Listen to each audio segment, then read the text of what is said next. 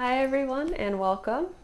I'm Stacy and I'm going to be talking about each one of the yamas. So the first one we have is Ahimsa, which is non-violence. Ahimsa is the yama that gets the most attention in yoga classes and teaching, rightfully so. It's very important when teaching a yoga practice to have safety in the forefront of our minds. We've experienced the power of yoga for healing and transformation. The flip side is that since yoga is so powerful, it must also have the potential for harm. It's a huge responsibility for us as teachers, to know that the poses we teach in our classes, if they're not appropriate for the student or students presently, could potentially harm them.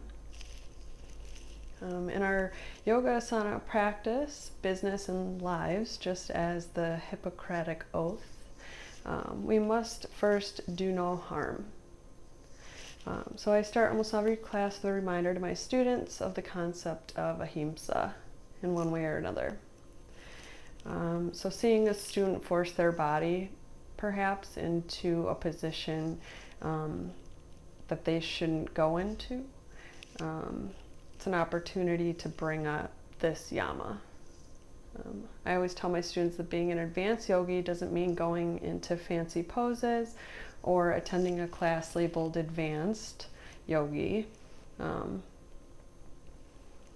truly advanced yogi knows their limits and listens to their body, which may mean that their pose looks different than the pictures of yogis,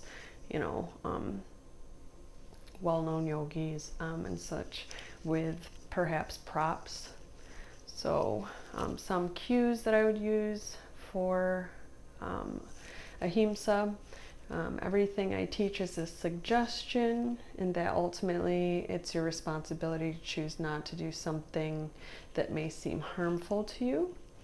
You're the world's leading expert on your own body, so don't do anything harmful to it. Feel free to sit and rest at any time. Feel free to wave me over to talk to you after class if you need modifications to make poses accessible to you. And have you ever heard the motto, no pain, no gain? Well, in this space we practice no pain, no pain. So don't do anything that causes or increases pain in your body. And that is the Ahimsa non-violence.